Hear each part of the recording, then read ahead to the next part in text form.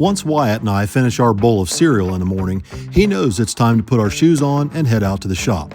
Of course, June and Chivy know this routine too, and they all feed off each other's excitement to head outside. So far, there has been some carnage involved in getting ready for our next big trip to Rockingham, North Carolina for streetcar bragging rights. Tommy lost a drive shaft out of his truck during a dyno session, and Wyatt seemed eager to get to the bottom of all the excitement. Although Tommy's truck is the first of our vehicles to experience a drive shaft failure due to length and critical speed, it wouldn't be the last one. What do you think? We're hoping that the engine's okay. I know Billy shut it off and it was still running, but it looks like there's threads pulled out of the bell housing, bolt holes, and it's an aluminum block. Not a good day at the dyno. How'd the Malibu, your Malibu do? We turned one kit on, it did work. And then we turned the second kit on and it also worked, but I had too much timing pulled out of it for both kits to be turned on at once. So it shot ducts. It still made 747 in the wheel, but it broke up and Billy let out of it early. So that's okay. I'd rather sneak up on it from that end of it than having too much timing in it and hurt it. You know what I mean? Yeah. But how are we doing on the Biscayne? It's coming.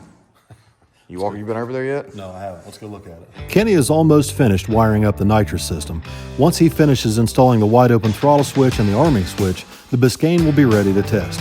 The Malibu, however, needs a noise filter installed on the ignition box, and we need to fill some nitrous bottles for Billy's Corvette, which we plan to take with us to Rockingham for test to drive and the no time overdrive shootout. So while Kenny finishes up the Biscayne, Billy and I load up some empty nitrous bottles in the C10, and I start making my way to Columbus to visit Uncle Terry. Time is quickly running out for me to work all the bugs out of my Malibu before we leave for Rockingham. But after the nitrous worked on the chassis dyno Sunday, I'm feeling more confident than ever. Now, I've been fighting a problem with the nitrous kit on my Malibu for quite a while, and I'm hoping the noise filter on the ignition box will solve the problems once and for all. When I brought my nitrous bottles in, Uncle Terry had all my stuff laid out for me and explained to me what this filter is supposed to do and went over the instructions on how to hook it up. I picked up a few other essentials and Uncle Terry helped me carry everything out to the truck. Thanks, Unc. You're welcome, man. I appreciate your business. We'll see you next time. All right, we'll be right here. The weather here in Ohio has made it almost impossible to test and tune anything leading up to this trip to Rockingham. But it's supposed to clear up by the end of the week. So between now and then, we'll be cooped up in the shop waiting on Mother Nature to change course. Although I'm pretty restless to get out and get testing, nobody's more restless than Wyatt. And we spent some time together out in the shop waiting on Colin from Michiana Trailer Sales to deliver another trailer this afternoon. Now, unfortunately, on his last trip down here, his Ford pickup truck broke down and left him stranded at the truck stop. So our trailer is being piggybacked down here on another trailer so that Colin has a trailer to get his truck home. Look who's back. How you doing?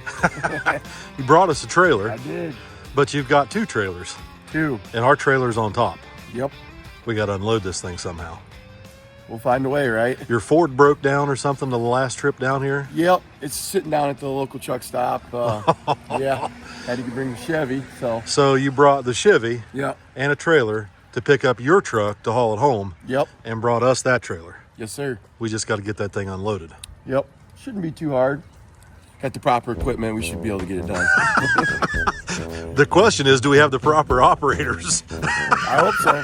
Now this is kind of sketchy, even for experienced equipment operators. So I chose to use the sketchiest machine while Kenny operates the John Deere loader on the tongue of the trailer.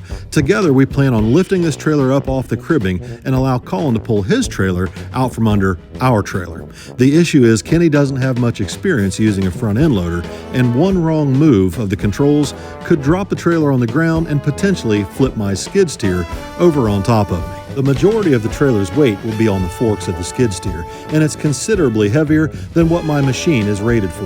As long as Kenny doesn't make a mistake with the controls on the tractor, we should be okay. But we both have to lift and eventually lower this thing simultaneously in order to avoid accidentally dropping the trailer and flipping the skid loader on its top. Vicky's job during this process was to film this entire debacle without dropping the camera or potentially screaming into the microphone. I'm not gonna lie, I was a little scared. I've seen it done a couple times. Have you? I have not. I wasn't sure. Normally we got 5 stacked high. Okay, oh God. Once we had the trailer on the ground, Colin removed the chains and straps so I could move the skid steer out of the way, and we could go over all the ins and outs of what we just unloaded and also explain what we plan to do with it now that it's here. All right, so we got this thing unloaded. Now tell me what we got here. You have a 24-foot steel deck car hauler. It has a winch package, fully loaded. I see that. It's got a little chain thing here to drop chains and binders in. Yep. That's nice. Intended for equipment or your race car. It's got 5,200 pound axles on it. Nice. Got aluminum wheels. Yep. Aluminum wheels, 18 on center. Fenders are removable. Fenders are removable. Nice. Full LED light package. You'll see maybe later if you hook it up to your truck, all these lights on the deck light up and everything. Oh, it's got the deck lights. Yep. Those come on with the tail lights? Yep. No way. Yep. Fully illuminated all the time when your lights are on in your truck. So that's crazy. I've never seen one like that. Yep. It's got rear ramps in the back. It's got stab jacks. Yeah. The cool feature about this trailer is with the electric jack raised up a little bit and these stab jacks down. Let's say you get back from the racetrack and you unhook from your truck and don't unload your race car. You don't need to hook your truck back up to unload your car. You just drop these down, hook onto the winch, or you can literally let it down with a little bit of pitch of the trailer without being hooked up to the trailer. So that's cool. Or if you got a flat tire, you can put those jacks down the back. Yep, that too. Yeah. And change your tire and not have any trouble. Huh. So that's pretty cool. In the back. Yeah, yeah. Stamped. And it's got a winch too. It's got a Badlands synthetic rope apex winch. Synthetic rope? Yep. So it's not a cable that... No cable that rust and corrode and all that.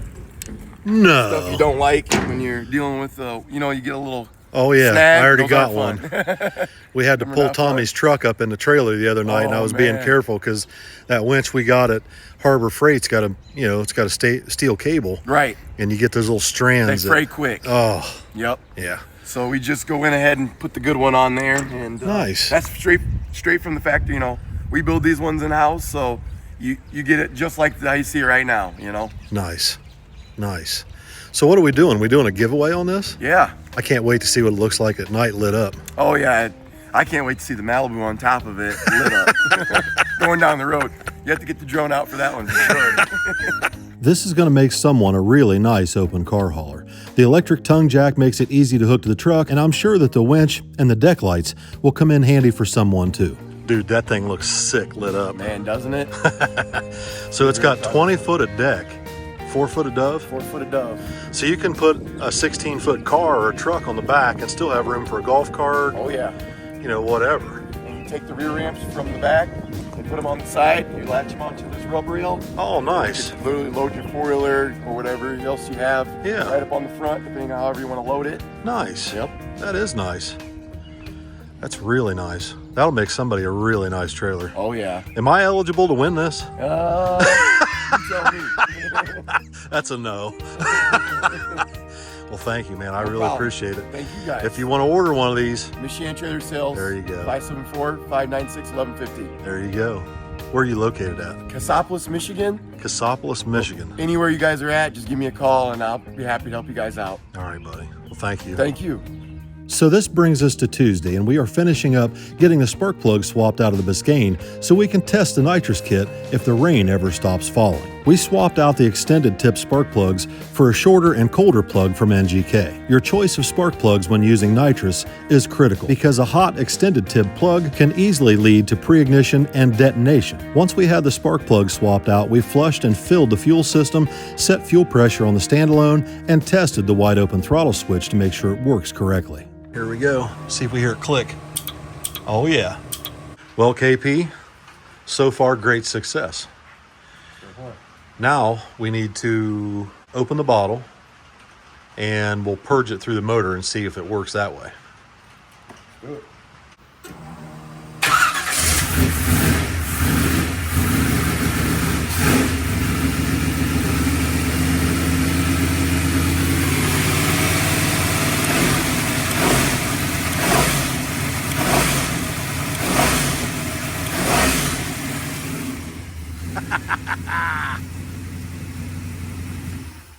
It works. It works flawless. Kenny freaking Powers. Good job, man. Installation is beautiful. Now we just need a nice day. Now we just need some decent weather. If we get some decent weather, we're going to have some fun now. Come on. Yeah. By Wednesday, we finally got the weather we'd been praying for, but we didn't exactly get the result we wanted from testing.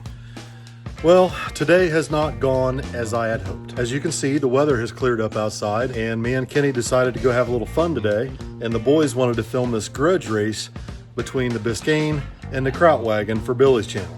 I agreed. Let's go get this done. Well, we got it done. And I did win, but at a cost. Without any testing whatsoever, the Biscayne went straight to the front lines with only one test pull on our way to the race spot.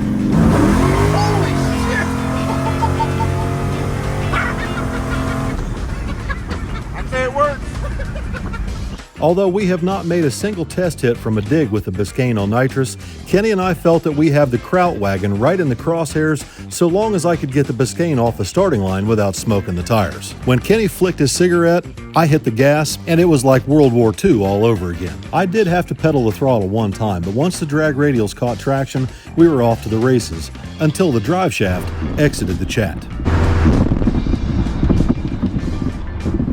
Now, the only good news is that I have a brand new 24-foot car trailer with a winch back at the shop that's ready to go. Kenny and I pulled the Biscayne up on the trailer, strapped it down, and started making our way back to the shop to assess the damage. So anyhow, we got the car brought back home. It's tore up a little bit, transmission case is busted, drive shaft, of course, is demolished, exhaust system's demolished. But I'm glad it happened to me and not whoever wins this thing. I would hate for somebody to take this car out the first time they get it after they win it and have this happen. So at least I know, I know that this was my fault. So this brings us to Thursday, and I had planned to pull Bob's Nova in the shop to do an intake and carb swap on it today, but my shop is currently occupied. Well. It's always going to be a good day when I walk outside and find the door open and you in my shop. You were supposed to be here like an hour ago. I was here an hour ago. I never leave. All right, so what's the damage report? You need a new nut, a crush sleeve, and a seal for the diff. And then you need new brakes for the back. For one, the shoes are gone. Well, have you checked the gear to make sure it's okay? Nothing wrong with the gear. How do you know? You didn't take the cover off. I spun the wheels yesterday. I'm having a premonition. What's that? You're telling me the gear's fine. You felt it. You checked it all out. Blah, blah, blah. And then once I buy a new sleeve, new crush sleeve, and a new nut and put it all back together, I guarantee the gear's going to make noise. And it's got to come all back apart. And then I got to buy a new crush sleeve, a new seal, blah, blah, blah, all over again. Eventually, I convinced Buckwheat to pull the diff cover and actually inspect the gear set, just so I can be certain that the gear set and the posi unit are still intact. Luckily, both were still in one piece. Well, you were right. No. I can't risk this. Someone's gonna win this car. You can't risk it. You've destroyed everything but the engine. That's not true. The ring and pinion's still good. The brakes are gone. The ring and pinion are good. The crush sleeve, the nut, and the yoke gone through hell. The transmission internally looks like it's been broke off inside. The bell housing's cracked.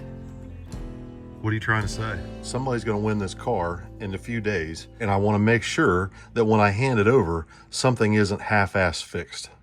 That's why I'm here. After my shop meeting this morning, I had to head to Jiggs to pick up parts for Bob's Nova. All right, so while we're waiting on parts for the Biscayne, I'm gonna run into Jiggs and pick up some stuff we need to swap that intake onto Bob's Nova. The 2-barrel that's on there is kind of dried out, and it might have some dirt or some crud or maybe some varnish in it from sitting, and it doesn't run very well. It misses and spits and sputters. And Bob asked me just to swap a 4-barrel intake on it and put one of my ATM 4-barrel carburetors on it. I just so happen to have a 750 gas carburetor sitting there on my bench. We're going to replumb the fuel line from the fuel pump up to the intake, put a fuel log on that ATM carburetor, and try and get it ready for Bob. He wants to drive it up to Dragway 42 this weekend, where me and Kenny plan on taking the Malibu to go test it and get ready for Rockingham. Par for the course, when I got to 11th Avenue, Uncle Terry had everything I needed waiting for me. I've had a rough couple of days. Yes, sir, you have. Critical speed, Uncle Terry. Yeah. Critical speed. I saw that video, and besides being really, really funny, I was sad for you. But even with the drive shaft coming out half track, you still killed the crowd. Killed it. Was there any doubt? Oh, there was never any doubt with me. I mean, he had to void parts after because he was so far behind. Yeah, so now I got to put a new drive shaft in it. The transmission case is cracked. Oh no. Yeah, and the crush sleeve and the pinion nut is all messed up, Yeah. which I'm hoping that you might be able to help me with that. I think I got the parts. It was easier just to buy an entire installation kit than try to find all these parts individually. All right, so we got everything for the Biscayne, I think. Yes, sir. Now we got to work on Bob's Nova. He wants to put that 4-barrel on it. He wants to put an ATM 750 on it, and that dual plane intake that I took off the Biscayne, we're going to put it on his nice. Nova Yeah. because the 2-barrel, it's a little gummed up and the accelerator pump's dry rotted and it doesn't run very well. I didn't know that thing still had a 2-barrel. Yeah, it's still got the original 2-barrel. So he wants to be able to drive it up to 42 Saturday because I'm going up to test the Malibu for the Big Three's Resurrection Day. Right. So we're going to go up there and he wants to drive his car up, but I got to get something done with the carburetor first. And I'd rather put a 4-barrel on it, and he'd rather me put a 4-barrel on it. For sure, yeah. I mean, that's a great little intake. I mean, that's air gap performance. Yeah, it's ported a little big, but that's all right. It ain't going to bother that thing any for what we're doing. Yeah, that's cool. That's great. And it's orange. Everybody will love it. The orange paint on the intake was the first thing to go. Kenny had it painted back to silver before I made it back to the shop. When I got there, everyone was busy getting ready to go racing this weekend, and Wyatt was more than willing to help.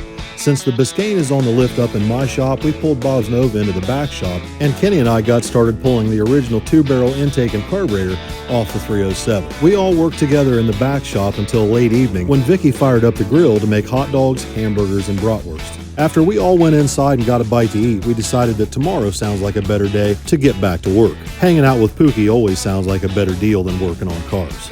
So this is going to bring us to Friday morning. Buckwheat showed up bright and early to start putting the rear end back together in the Biscayne. While he was busy working in the front shop, I went out back and got busy working on Bob's Nova again. As usual, I came up short on a handful of parts that I need, so I jumped in the Malibu to head down to A1 at Buckeye Lake.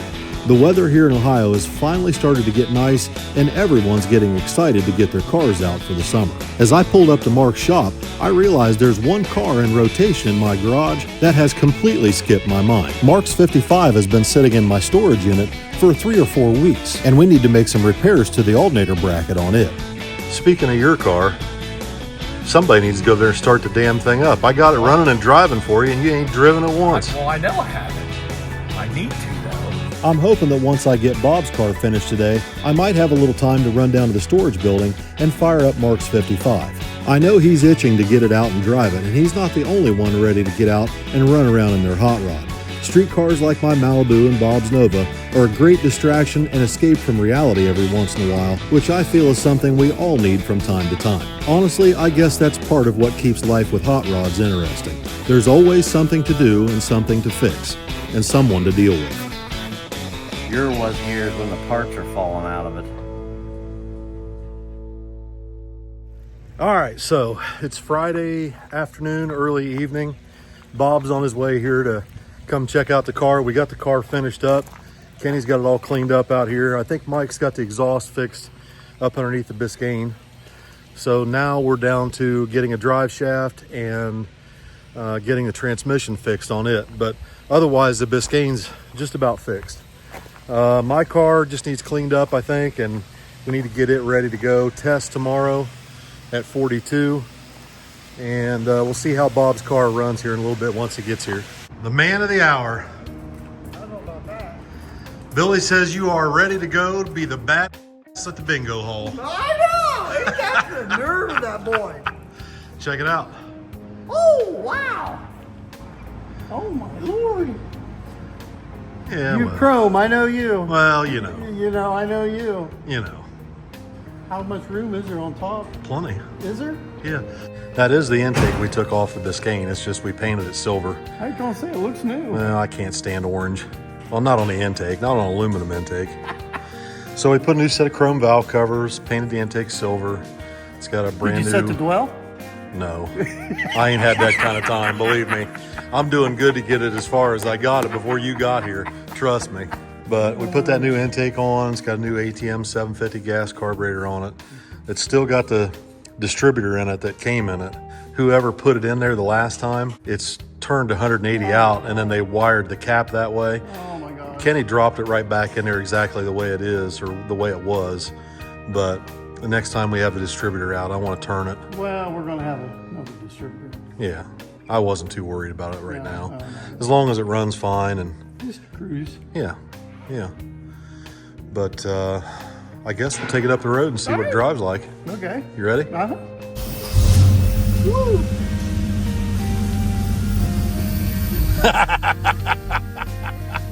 I hate that damn thing.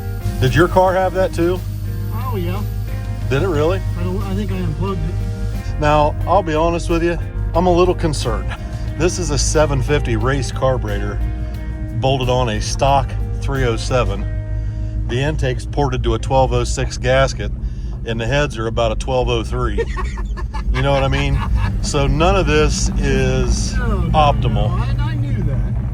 We were just wanting to have a cruise. It's like opening up a Christmas present, not being able to play it for months. Let me go. Any way you want to go. You know. Hopefully it runs okay. Yeah, Not bad? not bad. It's smooth. Smooth. The other carburetor would spit and sputter and Oh, I know. hesitate. Seemed to be fine.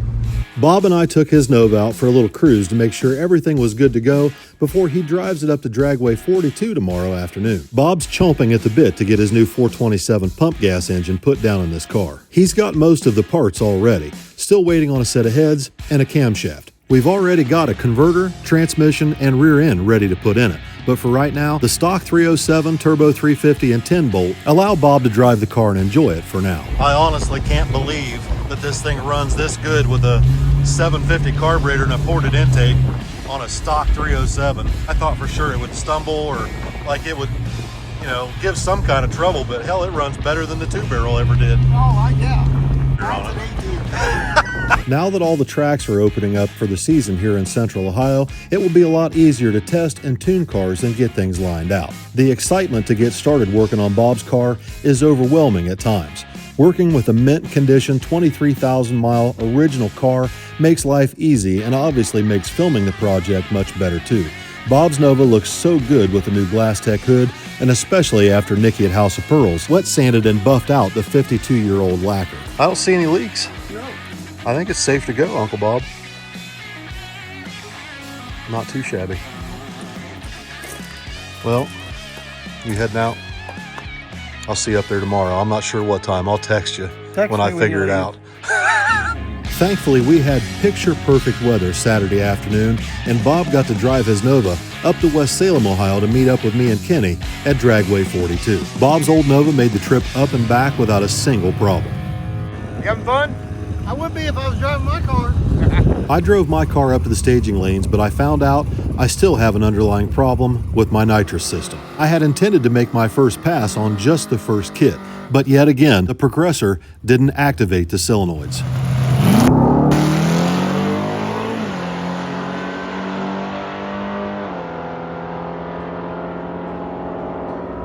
So, we still have some kind of an issue.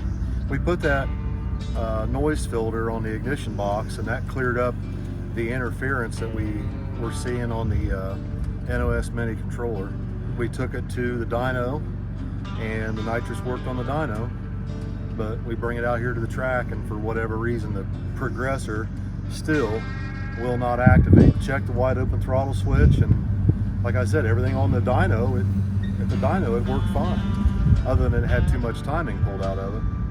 You know, so there's something going on that we haven't found yet. I keep thinking we found it, and every time I take it to a track, I struggle. Although the progressor isn't working, I can still turn the second stage on manually with the button on the shifter.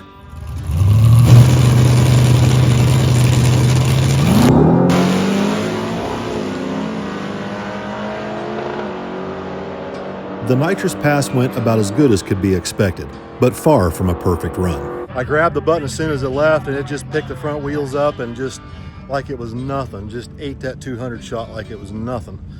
but the way that shifter is in the car, the button's a little bit awkward to make that shift, that 1 to 2 shift, the way it's got your wrist position. And I accidentally pulled it back into first and then went back into second. So it's very awkward to hold that button. The button was positioned so that you could grab it in high gear for bracket and index racing.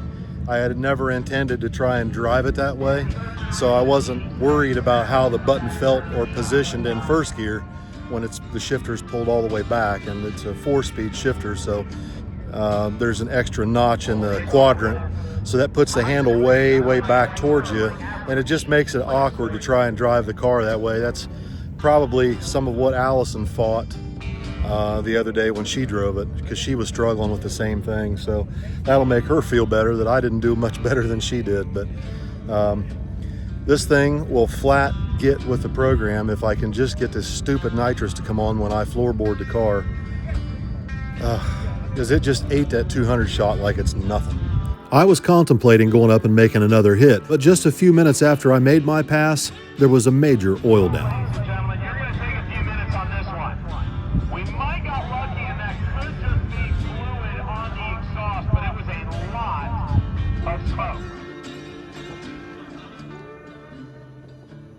All right, guys, so it's Sunday. I'm back here at the shop, and I'm kind of looking over the car, and I'm concerned that maybe, I don't know, I think maybe the throttle cable is being pulled tight when I launch the car on the track.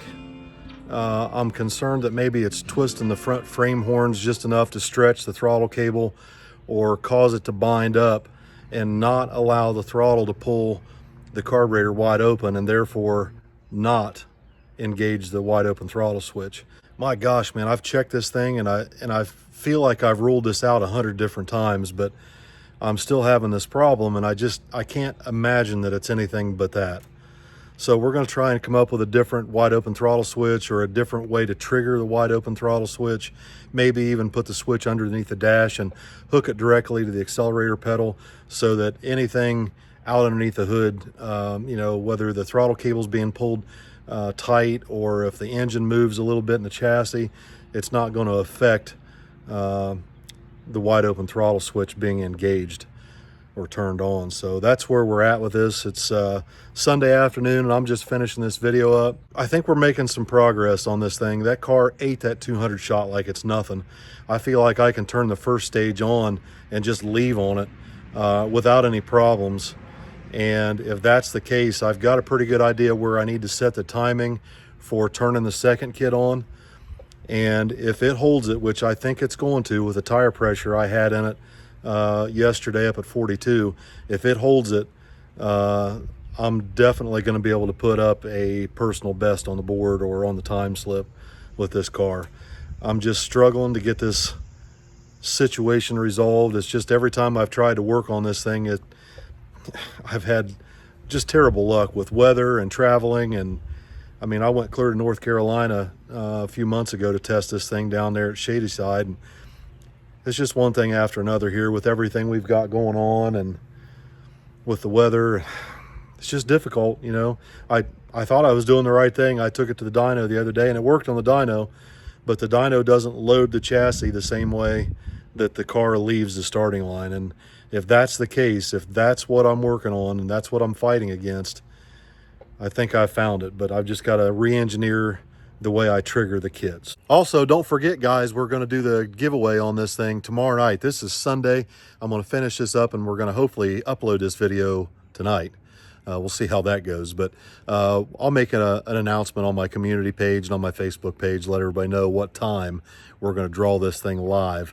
I'll probably draw it live on YouTube, so be watching for that. I know it's not fixed yet, but jeez, I had no idea that that was about to happen when I made that grudge race with the Kraut wagon. At least I won, but it definitely cost me. So be watching for that, guys. We'll have another video up here pretty soon, and we'll go live tomorrow night to find out who's going to take home the Biscayne.